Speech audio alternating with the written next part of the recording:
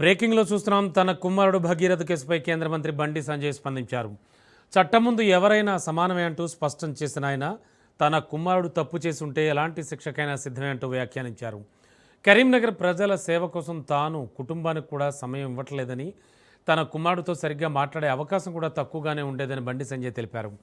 తామంతా స్నేహితులమే, నాన్న ఎలాంటి తప్పు చేయలేదని తన కుమారుడు చెప్పినట్లుగా వెల్లడించారు. అయితే ఈ వ్యవహారంలో తన కుమారుని ఉద్దేశపూర్వకంగా క్రిమినల్గా చూపించే ప్రయత్నం జరుగుతోందని ఆరోపించారు.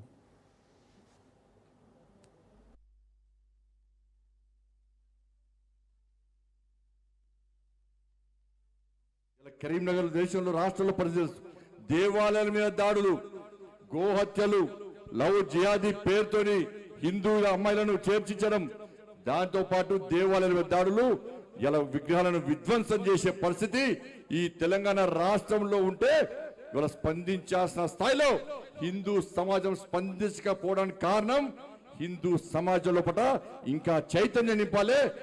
ఒక హిందూగా ఈ హిందూ ధర్మం కోసం పనిచేసేటువంటి ఒక వ్యక్తిగా నా బాధ్యతను నెరవేర్చాలని చెప్పి ఒక సంకల్పం తీసుకొనే ప్రతి సంవత్సరం హిందూ ఏకయాత్ర ఇస్తున్నామన్నా. దానికోసమే తప్ప ఇలా రాజకీయ ఎన్నికల్లో ఓట్ల కోసం కాదన్న విషయాన్ని గుర్తుంచుకొని ఇవాళ కరీంనగర్లో కాదు, దేశవ్యాప్తంగా ఇలా హనుమాన్ జయంతి సందర్భంగా యాత్రలు ఇస్తున్నాం. ఇవాళ చాలా మంది స్వాములు ఇలా చేతుల జెండా పట్టుకొని హనుమాన్ మాల ధరించి కింద కాళ్ళకు చెప్పులు లేకుండా ఎండలో ఎండుతూ ఇవాళ కాళ్ళకు ముళ్ళు గుచ్చినా, రాళ్ళు గుచ్చినా, కాళ్ళు కాలినా జై శ్రీరామ్ జై శ్రీరామ్ అంటూ మాలాధరణ ధరించినటువంటి స్వాములందరూ కూడా ఇలా కొండగట్టకు యాత్ర పోతున్నా. నేను ఆ స్వామి వారిని వేడుకుంటున్నా, ఎవరైతే దీక్ష తీసుకున్నారో వాళ్ళు వాళ్ళ కుటుంబాలు నిండు నూనెలు ఆయురారోగ్యాలతో ఉండాలి. ఏ సంకల్పం తీసుకొని ఏ కష్టాలున్నాయో ఏ ఇబ్బందులున్నాయో ఆ ఇబ్బందులను స్వామి వారికి వేడుకొని వాళ్ళ మాలధరణ ధరించారో ఆ ఇబ్బందులను తొలగిపోవాలని చెప్పి ఆ స్వామివారి ఆశీర్వాదాలు వాళ్ళందరికీ ఉండాలని చెప్పి ఇలా వేడుకు అదే స్ఫూర్తనా. వాళ్ళ జై శ్రీరామ్ అనే నినాదం ఏదో పైసలు రాలుతాయా, కడుపు నింపుతుందా అని చెప్పి దానికోసం కాదన్న జై శ్రీరామ్. ఇలా గొంతు లోపటి నుంచి పుట్టుకొచ్చినటువంటి స్వరం జై శ్రీరామ్ నినాదం. ఇది కేవలం హిందువులకు మాత్రమే దక్కిన వరం జై శ్రీరామ్ నినాదం అన్న విషయాన్ని ఒక్కసారి గుర్తుంచుకోండి. ఆ జై శ్రీరామే ప్రతి హిందూ యువకుల లోపల ఆవేశం రగిలిస్తుంది, ఆలోచన కల్పిస్తుంది, ఉత్సాహాన్ని నింపుతుంది.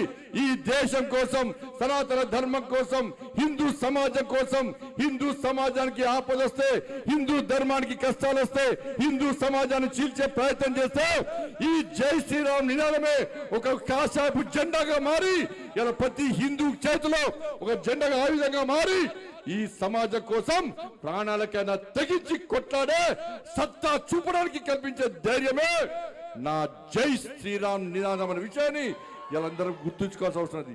దానికోసమే హిందూ ఏకయాత్ర. ఈ హిందూ ఏకయాత్రనే ఒక సామాన్య కార్యకర్తను ఇలా నాయకుని తయారు చేసిందన్న. ఈ కరీంనగర్ గడ్డ మీద పుట్టినన్నా, ఈ కరీంనగర్ రక్తం నా లోపల ప్రవేశిస్తుందన్న. ఈ కరీంనగర్ గడ్డ ఒక పౌరుషం ఈ బండి సంజయ్ లోపల చిన్న కార్యకర్తలన్నా, సామాన్య కార్యకర్తలు. ఇలా టవర్ సర్కిల్లో కొట్లాడినా, గాంధీ చౌరస్తాలో కొట్లాడినా, నాక చౌరస్తాలో కొట్లాడినా, బస్ స్టాండ్ చౌరస్తాలో కొట్లాడినా, కోర్టు చౌరస్తాలో కొట్లాడినా, టవర్ సర్కిల్లో కొట్లాడినా, కలెక్టరేట్ లోపల కొట్లాడినా, అంతటా కొట్లాడన్నా. ఇలా చౌరస్తాలకు బ్యానర్లు కట్టన్నా, పోళ్లకు జెండాలు కట్టాలన్నా, బ్రష్ పట్టి వాల్ రేటింగ్ రాసినాక ఇలా జై శ్రీరామ్ జై భారత్ మాతకి జై అంటూ ఈ కరీంనగర్ మొత్తం చుట్టూ తిరిగినాక నా జీవితం మొత్తం కష్టాలే, నా జీవితం మొత్తం బాధలే అన్న. కానీ బాధపడ్డా అని చెప్పి ఎప్పుడు భయపడే వ్యక్తి బండి సంజయ్ కాదన్న. ఈ బాధను తట్టుకొని ముందుకు పోయే వ్యక్తే బండి సంజయ్ అన్న. ఎక్కడ భయపడలే అన్న, ఎక్కడ బాధపడలే అన్న. ఎందుకంటే నా వెనక మీరు అందరు ఉన్నారన్న. ఇలా మీ అందరినీ నా కుటుంబాలకే భావించిన, ఎక్కడికి కష్టం వచ్చినా నింపేనా. ఈ తెలంగాణ రాష్ట్రంలో 150 రోజులు 1600 కిలోమీటర్లు హార్ట్లో స్టెంట్ ఉందన్న. కానీ హార్ట్ ఫుల్గా యాత్ర చేస్తాను నేను. హార్ట్లో స్టెంట్ ఉన్నా హార్ట్ ఫుల్గా యాత్ర చేస్తాను.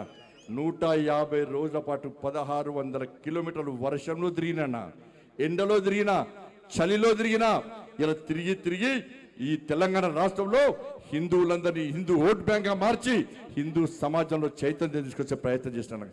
కళ్ళాల పోతే కాళ్ళు కొట్టిరన్న, కార్ల పోతే కార్లు వలగొట్టిర్రు, తల్లికాయలు వలగొట్టిర్రు, జైళ్ళకు వేసిర్రు.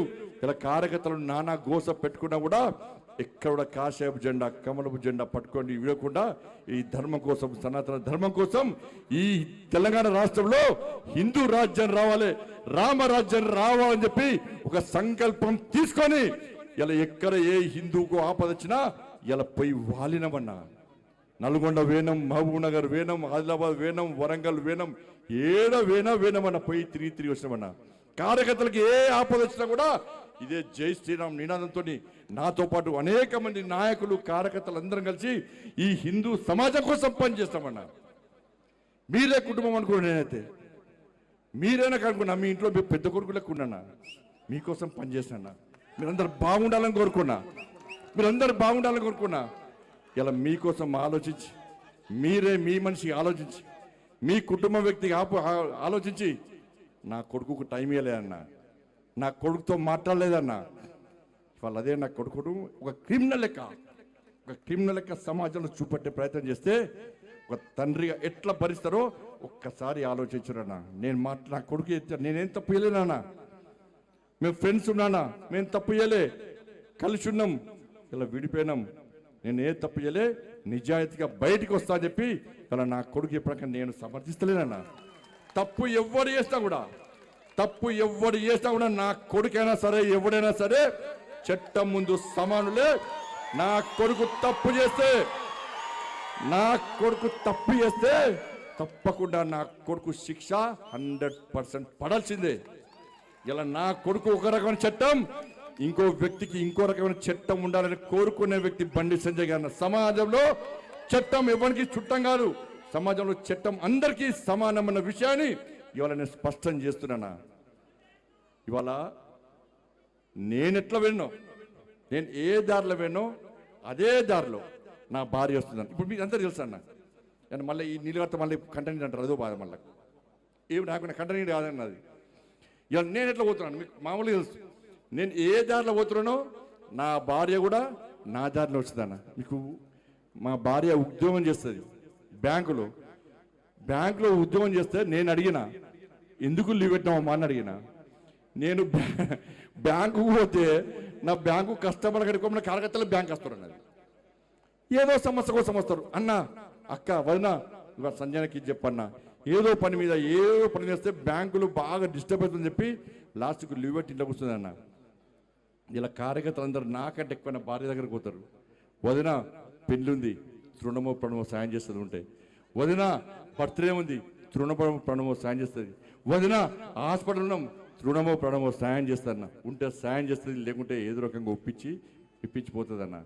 కానీ ఇలా కన్న పేగు డిప్రెషన్లో ఉందన్న, ఏడ్చుందన్న, డిప్రెషన్ పోతుంది, కనీసం సంజాయించే అవకాశం లేకుండా ఇలా ఇబ్బంది పడుతుంటే ఇలా మా కుటుంబం మీద పరోక్షం